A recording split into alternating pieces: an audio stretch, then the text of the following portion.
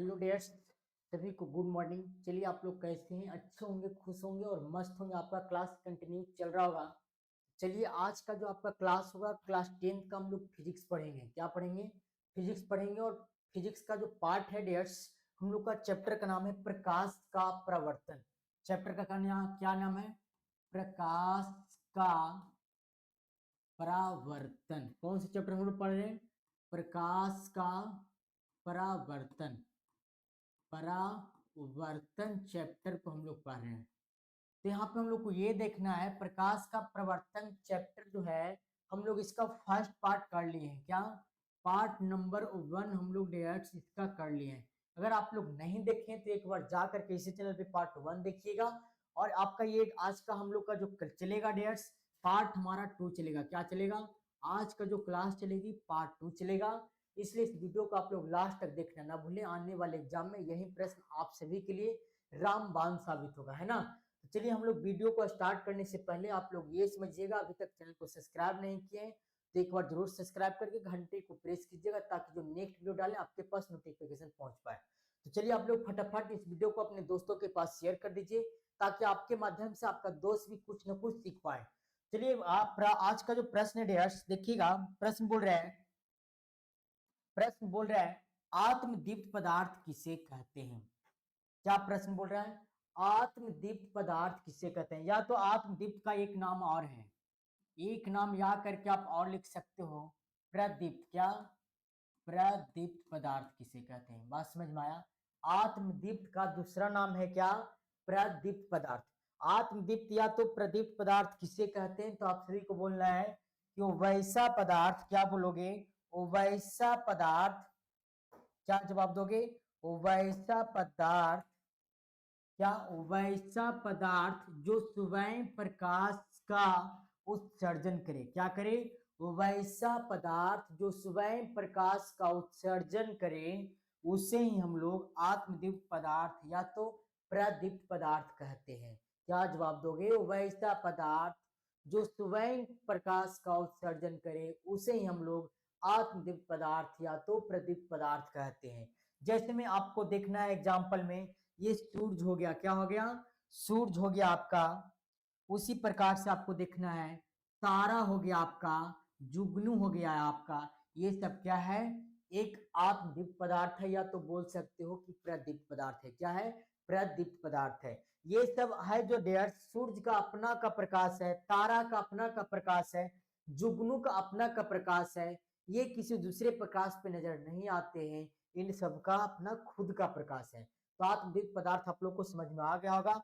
उसी प्रकार से हम लोग चलेंगे, अदीप्त पदार्थ किसे कहते हैं? क्या? अदीप्त पदार्थ किसे कहते हैं? तो आपको बोलना है तो वैसा पदार्थ। क्या बोलेंगे? वैसा पदार्थ।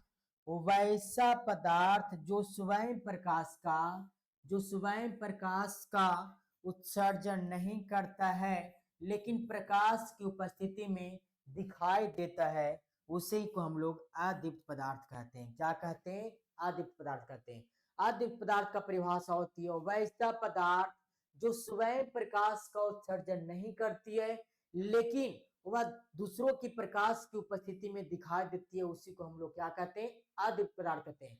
जैसे में ये हमारे हाथों में जो पेन है डियर्स, ये इसका स्वयं का प्रकाश नहीं है, लेकिन ये दूसरों के प्रकाश के माध्यम से हम लोग को नजर आ रही है ना। उसी प्रकार से पेन हो गया। आपका जो टेबल है, तो टेबल का अपना प्रकाश नहीं होती है, ये दूसरों के प्रकाश के माध्यम से पता चलती है। ये आपका बोर्ड हो गया, तो ये बोर्ड का अपना का प्रकाश नहीं है ना, ये दूसरों की प्रकाश से नजर आ रही है। तो आपको लिखना है, जैसे में हो गया आपका क्या? जैसे में हो जाएगा आपका टेबल, कुर्सी, पेन, ये चंद्रमा। चंद्रमा का अपना का प्रकाश नहीं होता है आदि। आप यहाँ पे नोट पॉइंट में आपको लिख दिया गया है, नोट पॉइंट में लिखा गया है, चंद्रमा का अपना खुद का प्रकाश नहीं होती है, ये दूसरों के प्रकाश की उपस्थिति में पता चलता है। कौन? चंद्रमा। अगर एग्जाम में आपसे ये पूछते कि चलो बताओ, क्या चंद्रमा का अपना का प्रकाश होती है, तो आप सभी विद्यार्थी को ये जवाब देना है कि चंद्रमा का अपना का प्रकाश नहीं होती है। क्या जवाब दोगे? चंद्रमा का अपना का प्रकाश नहीं होती है। तो यहां तक मुझे आशा नहीं बल्कि 100% विश्वास है डियर्स ये सभी प्रश्न आप सभी को समझ में आया होगा। तो चलिएगा हम लोग नेक्स्ट प्रश्न की ओर चलेंगे। नेक्स्ट प्रश्न हमारा देखिएगा, प्रश्न बोल रहे हैं कि प्रकाशीय माध्यम क्या है। क्या प्रकाशीय माध्यम किसे कहते हैं या तो क्या है। तो आप सभी को जवाब देना है कि प्रकाशीय माध्यम यह एक ऐसा क्षेत्र होता है। क्या होता है, यह एक ऐसा क्षेत्र होता है। क्षेत्र में बोल सकते हो फील्ड होती है। क्या होती है, यह एक ऐसा क्षेत्र होता है। और क्षेत्र में क्या होता है, फील्ड बोल सकते हो, है ना। आयताकार फील्ड बोल सकते हो, खेत बोल सकते हो, तो चलेगा। तो आपको बोलना है कि यह एक ऐसा क्षेत्र होती है जहां से प्रकाश की किरणें निकल करके, क्या, जहां से प्रकाश की किरणें निकल करके हमारे नेत्र तक पहुंचती है, प्रकाशीय माध्यम कहते हैं। जैसे कहने का मेरा अर्थ ये हुआ कि बोल रहा है यह एक ऐसा क्षेत्र होता है। मान लेते हैं यहाँ कोई आपका क्षेत्र है और यहाँ से क्या होती है, प्रकाश की किरणें निकल करके, यहाँ से क्या, सूरज की प्रकाश की किरणें निकल करके हमारी आंखों तक, मान लेते हैं यहाँ पे कोई वस्तु खड़ी है, कोई इंसान खड़ी है और यहाँ तक की प्रकाश पहुंचती है। क्या, जहां से प्रकाश की किरणें निकल करके हमारे नेत्र तक पहुंचती है, उसी को हम लोग क्या कहते हैं, प्रकाशीय माध्यम कहते हैं। क्या कहते हैं, प्रकाशीय माध्यम कहते हैं। जैसे में हो गया आपका हवा, क्या हो जाएगा, हवा, पानी, कांच, तेल, एल्कोहल, हीरा, ये सब कहा जाए तो हमारी आंखों तक पहुंचती है। हम अपने आंखों से देखने का प्रयास करते हैं, इसी को हम लोग क्या कहते हैं, प्रकाशीय माध्यम कहते हैं। क्या कहते हैं, प्रकाशीय माध्यम कहते हैं। यहां से आपका पॉइंट आता है, पूछेगा कि चलो बताओ प्रकाशीय माध्यम कितने प्रकार के होते हैं। क्या पूछेगा, प्रकाशीय माध्यम कितने प्रकार के होते हैं। तो आप सभी विद्यार्थी को बोलना है प्रकाशीय माध्यम दो प्रकार के होते हैं।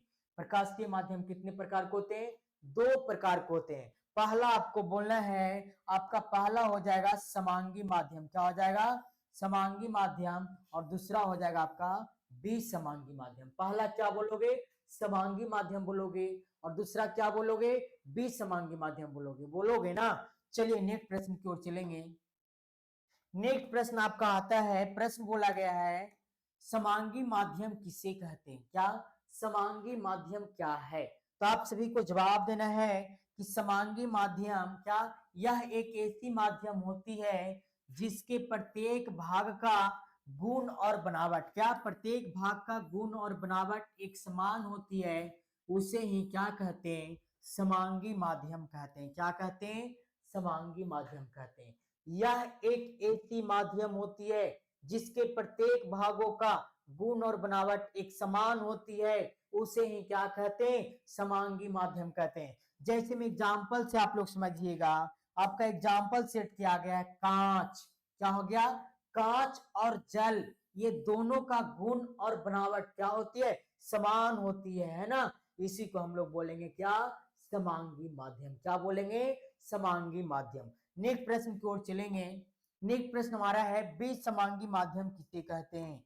क्या है, विसमांगी माध्यम। तो आपको बोलना है कि विसमांगी माध्यम यह एक ऐसा माध्यम होती है जिसके प्रत्येक भाग का गुण और बनावट एक समान नहीं होता है, उसे ही हम लोग क्या कहते हैं, विसमांगी माध्यम कहते हैं। क्या जवाब दोगे, यह एक ऐसा माध्यम होती है जिसके प्रत्येक भाग का गुण और बनावट एक समान नहीं होता है, उसे को हम लोग क्या कहते हैं, विसमांगी माध्यम कहते हैं। जैसे में हवा का मिश्रण, हवा का मिश्रण में क्या होगा, गर्म हवा भी आपको मिलेगी और ठंडा हवा भी मिलेगी। तो ये विसमांगी माध्यम के अंदर आएंगे। किसके अंदर आएंगे, विसमांगी माध्यम के अंदर ये आएंगे। तो मुझे आशा नहीं बल्कि 100% विश्वास है कि सभी प्रश्न आप सभी को समझ में आया होगा। अगर हमारे चैनल पे आप लोग अभी तक नए हैं तो एक बार लाइक, सब्सक्राइब, शेयर करना ना भूलिए। और सबसे पहले इस वीडियो को आप लोग अपने दोस्तों के पास जरूर शेयर कीजिएगा। चलिए नेक्स्ट प्रश्न की ओर चलेंगे। नेक्स्ट प्रश्न आपका देखिएगा, प्रश्न बोल रहा है प्रकाश के गमन के आधार पर पदार्थों को कितने भागों में बांटा गया है। क्या प्रश्न है, प्रकाश के गमन के आधार पर पदार्थों को कितने भागों में बांटा गया है। तो आप सभी विद्यार्थी को ये जवाब देना है कि प्रकाश के गमन के आधार पर पदार्थों को मुख्यतः 3 भागों में बांटा गया है। कितने भागों में बांटा गया है, 3 भागों में बांटा गया है।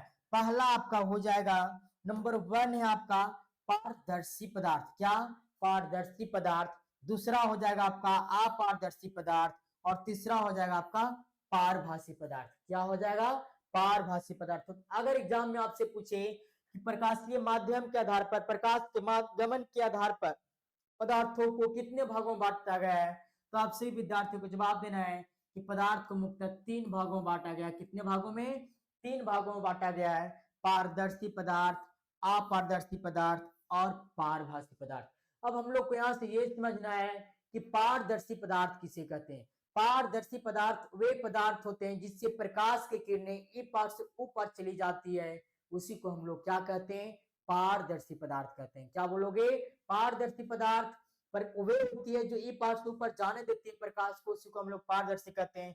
जैसे में एग्जाम्पल लेते हैं हमें, है ना, एग्जाम्पल लेते हैं, आप घर में मच्छरदानी यूज करते होंगे, तो मच्छरदानी आपका पारदर्शी पदार्थ है। क्या है? पारदर्शी पदार्थ है। उसी प्रकार से बहुत सारे ऐसा वस्तु होते हैं जो कि उससे प्रकाश की किरणों पार कर जाते हैं, उसी को हम लोग पारदर्शी बोलते हैं। उसी प्रकार से आपका अपारदर्शी पदार्थ, अपारदर्शी पदार्थ वे होती है जो कि प्रकाश की किरणों को ई पार से ऊपर जाने नहीं देती है, प्रकाश को पुनः रोक लेती है, उसी को हम लोग क्या बोलते हैं? अपारदर्शी पदार्थ। जैसे मैं कहने का मेरा ये अर्थ हुआ, एग्जाम्पल में ले लेना, ईंट, पत्थर, क्या लोगे? पत्थर, ये सब क्या हो गया? अपारदर्शी पदार्थ हो गया कि प्रकाश को ई पार से ऊपर जाने नहीं देती है, इसी को हम लोग क्या कहते हैं? अपारदर्शी पदार्थ कहते हैं। उसी प्रकार से आपका थर्ड है पारभासी पदार्थ। पारभासी पदार्थ के अंदर प्रकाश की किरणें अंशतः पार कर पाती है। क्या? पूरा नहीं कर पाते। अंशतः का मतलब होता है थोड़ा थोड़ी प्रकाश की किरणें पार कर पाएगी, उसी को हम लोग पारभासी पदार्थ कहते हैं। तो डेयर्स, मुझे आशा नहीं बल्कि 100% विश्वास है कि ये सभी प्रश्न आप सभी को समझ में आया होगा। तो अगर हमारे चैनल पे आप लोग नए हैं अभी तक, तो एक बार सब्सक्राइब का बटन जरूर दबाइएगा और घंटे को प्रेस कीजिएगा, तब कि आपके पास नोटिफिकेशन पहुंच पाए। आज के लिए इतना ही, अब हम मिलते हैं आपसे नेक्स्ट पार्ट में।